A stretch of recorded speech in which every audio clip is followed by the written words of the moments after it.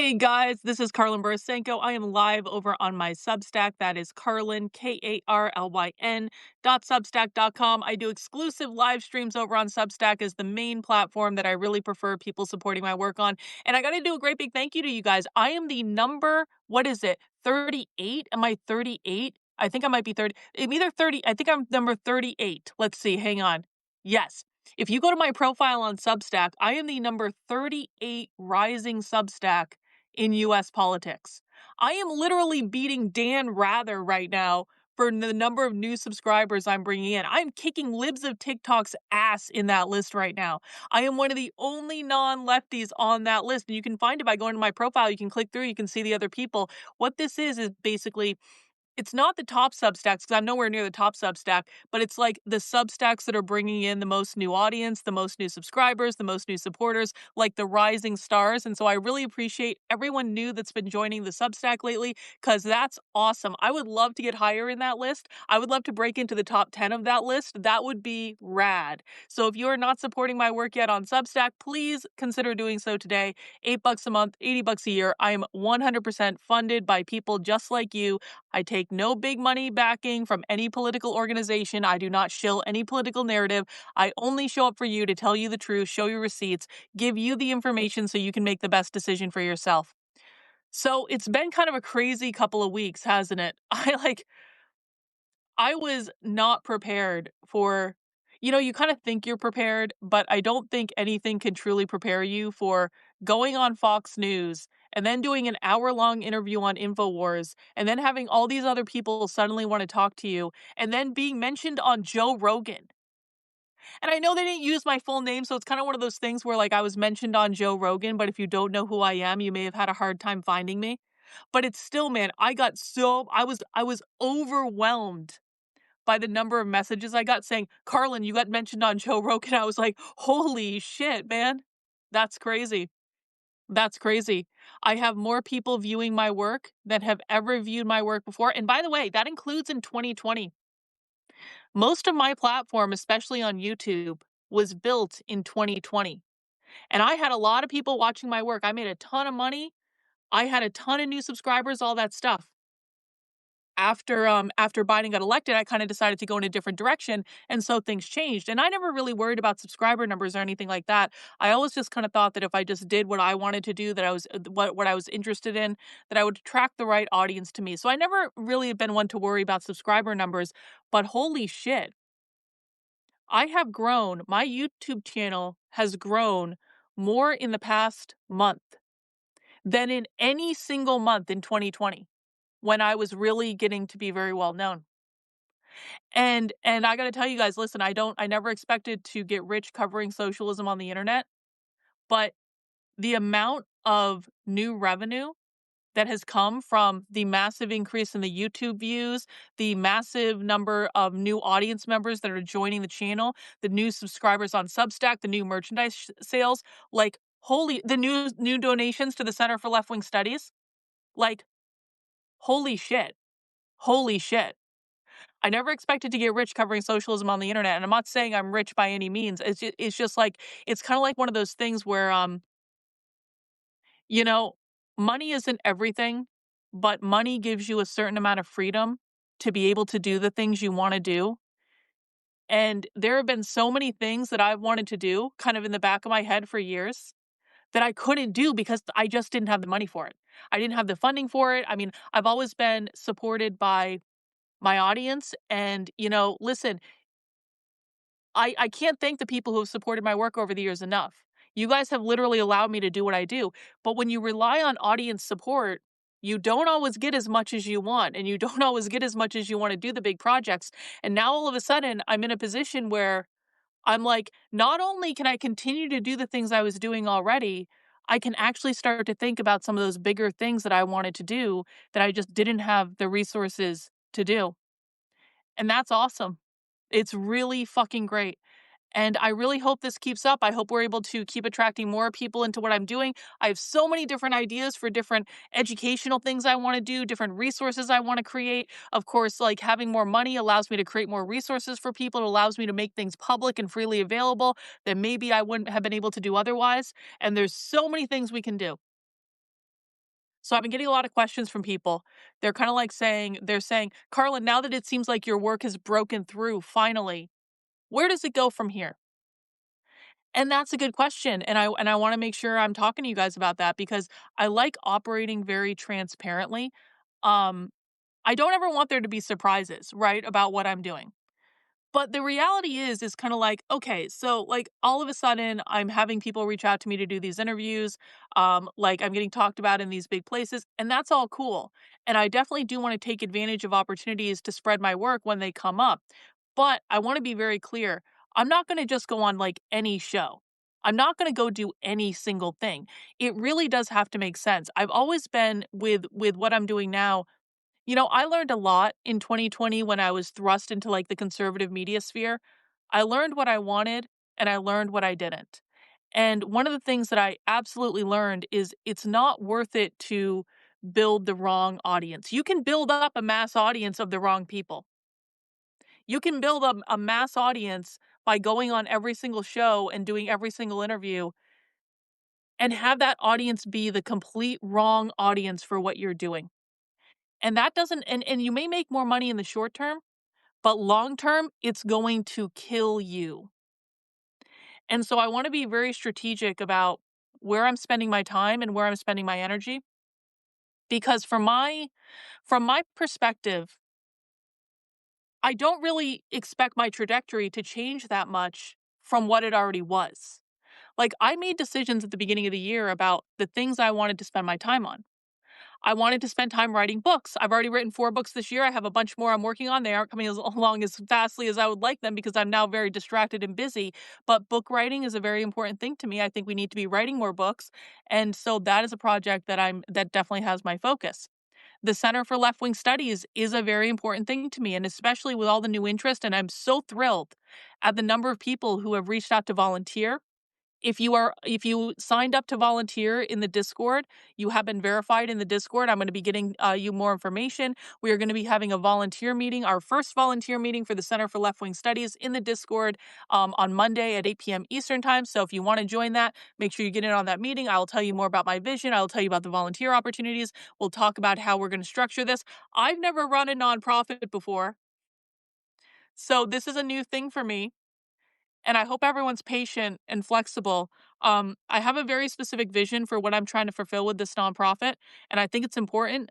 We're going to do things like map out the modern activist left. We're going to do things like analyze far left propaganda and make these resources available to the public. We're going to do things like track all of the gender and queer nonsense that's going on in major universities to really show people what's going on directly with primary source evidence. We're going to be doing a project where we're going to be talking about the development and evolution of queer Marxism as an ideology, because I think it's the most dangerous thing that exists on the far left. And I think it's the thing that's going to bite us all in the ass in the long run. So we do have very specific things that we're going to be working on. I have a very specific vision for what I want this nonprofit to be. Um, and I do really think that this is important. And, we're going to be doing stuff that literally no one else out there is doing that I know of. And so if you want to volunteer for that, head over to leftwingstudies.com, click on the volunteer link, and follow the instructions. I cannot emphasize this enough.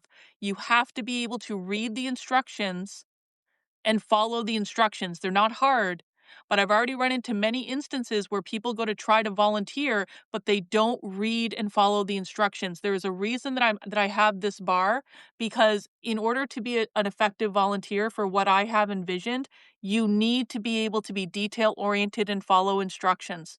It just is, guys. It just is. And I'm sorry if that's not your thing, and I'm sorry if you're more of like, I don't know. There just has to be a certain level of detail orientation to this. Okay. And so if you want to volunteer, I would welcome anyone who's interested. If you're brand new to the community, we will teach you. You're going to have to learn about my work. You're going to have to learn about my style of analysis, but we will teach you. Okay. So that's really exciting, and that's something I foresee being a very important part of the trajectory going forward. Um, I'm going to keep doing the streams, obviously. The streaming is a very important part of what I do. It's how I teach, it's how I research. Nothing's gonna change there. I do like the live protest coverage, and it certainly brings more people into the channel, so we're gonna keep doing that. I also anticipate doing more live classes. I wanna do a book club before the end of the year. I wanted to do a book club about my Communist Manifesto book all year long and then just kept getting kind of distracted with protest stuff and riot coverage, so I kept postponing the book club. I do wanna do a book club with my book, The Communist Manifesto: A Revolutionary Fairy Tale. So there's so much stuff I want to do, I guess is what I'm saying. And I guess what I want people to hear from me directly is, insofar as what I have visioned and what I wanna spend my time working on, I don't anticipate, just because there are more people watching my work and there are more people who wanna interview me, I don't anticipate spending all my time as a fucking pundit or a commentator. That's not what I do. It's just not what I do, and it's not what I wanna do. And listen, like, I don't know, people might not understand this, but, like, I was on all these big shows in 2020. I was on Dave Rubin, I was on Glenn Beck, I was on Fox News, I was on almost every major, like, conservative outlet had me on an interview. I was on the Daily Wire. I was on, I was on all these different conservative outlets that wanted to interview me back in 2020. Um, and so I did a PragerU video, which was the biggest mistake of my life, but, it was what it was. Um, I did all these big things in 2020, and I understand better now than I did back then, that focusing on stuff like that, it might feel good in the short term. It's always nice to have positive attention and stuff like that, but, like, it doesn't actually build anything of value. And at the end of the day, if you're constantly just chasing fame, if you're constantly just chasing internet clout or to be on the news or to have that next big interview, it's really, really unfulfilling. And so I don't want people to think that I'm going to, like, just because I'm getting more attention now, that I have any intention of going in that direction, because I really don't. What I have intention of doing is continuing to do exactly what I've been doing that led me to this point. That's what I have the intention of doing. I don't I like the ideas that I have in terms of the books and the projects and the, nonprofit and all this stuff. Like, these are things that have been in my head for a while, and I actually do want to execute them. There's so many things I want to do. I want to start my own journal through the Center of Left Wing Studies in the form of a zine and have us do a zine analyzing the far left. I want to host a conference where people are coming together to talk about left wing activism and how we can strategize and how we can get around it. I want to have actual discussions with people intellectually about this material on the far left. I want to put together a book analyzing the most important far left zines from the last 5 decades. There's so many fucking things that I want to do that I just think are really cool. Like, I have the coolest job in the world right now. I get to study the far left for a living because you guys allow me to do it. That's awesome. It's awesome. It's so cool. It's so dystopian. There's so many things I want to write and so many projects I want to create and so many things I want to do with you guys as members of my community, because I know that I'm not the only one that's super into this stuff. We're all into this stuff. Hans says, building a legacy. You know what? Actually, yes. Yes, in a very real way. I mean, one of the things I've thought about quite a bit, and these are conversations I've had with people over the years, is people say to me, they say, Karlyn, your work's not for right now. Your work is for 50 years from now or 100 years from now. And I'm very much a student of history. I love studying American history. I went to school in Boston for a reason. Like, I love American history. I minored in history in college. And I've always just been really into it, either Revolutionary War history or Civil War history or stuff like that. Not so much World War stuff, not so much like world history. This is why I never got into the World War II stuff. But like American history, I love that shit. And so I've always been very much of a student of history, and I've always thought about my work as making sure we have an archive of this moment for history, making sure there were people who were speaking up from our side. We were writing books, we were creating materials, we were creating art, we were creating our own culture, we were doing all these things, we were documenting what was going on. Like, creating these documents for history as a legacy has always been very important to me and very top of mind. Much more important than going on a fucking podcast, I'll tell you that. So that's it, guys, and I just wanted to do a quick, stream to talk about my feelings for that and, thank everyone that's been new to my work, that's supporting my work. It's so cool, man. It's so cool. It's so cool. It's so cool. Like, you guys don't know, like, for people who are new to my work, it has been a struggle in ways I cannot even tell you. There have been so many years doing this that has been a struggle. I feel like I've been pushing a boulder uphill for years. And then what was so cool about it is like, everything turned in an instant. And it wasn't that things were bad. It wasn't that things were bad. Things weren't going bad. Like, even before all the Fox News stuff, I was having my biggest year ever. I was having more supporters on the channel than ever. Like the uplift I had after the June riots, that was really a lot. But like, so things weren't going bad. But like, just the exponential growth that happened so quickly, and to see so many people in the chat that are just, like, really into this, and to see so many people coming back to the channel because that may have left for whatever reason, or they got sick of it, or they didn't believe me, they thought I was crazy or something like that. Like, to see so many people come back and be like, "Holy shit, Carlin, you were right about everything." And I'm like, "I know, I know, I know, I know."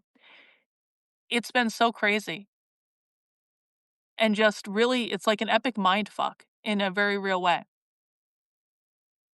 And so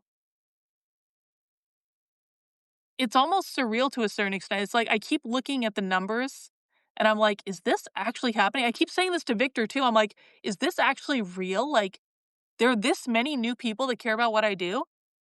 Because for years, it just wasn't like this at all. And so, I just really appreciate it, guys. I really appreciate all the new people who've shown up. I appreciate all the people who've been here for years. I appreciate all the people supporting my work. And I just really wanna keep this momentum going. And so in order to keep the momentum going, I just need to keep focusing on exactly what I've always been doing.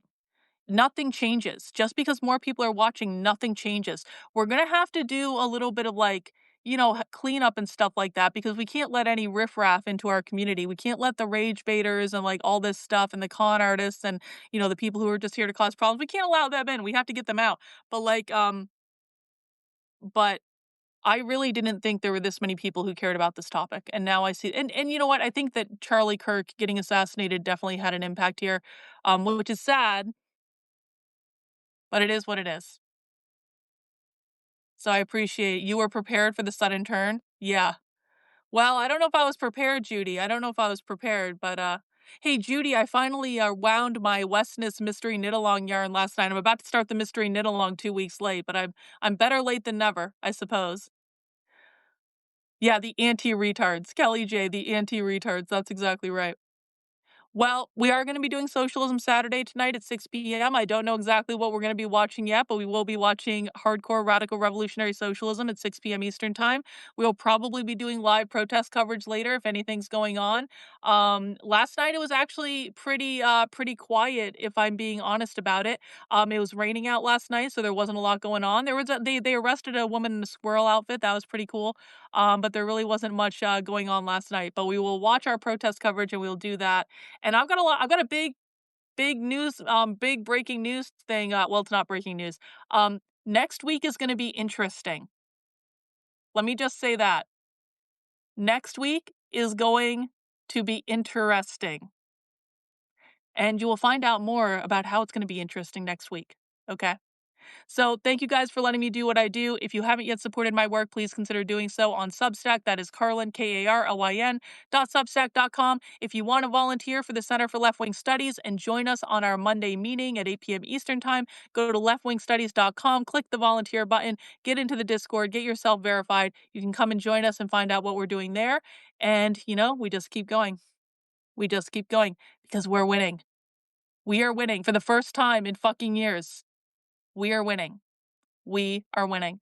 Okay, guys, I'll see you on the stream later. Take care. Have a good one. We'll see you soon.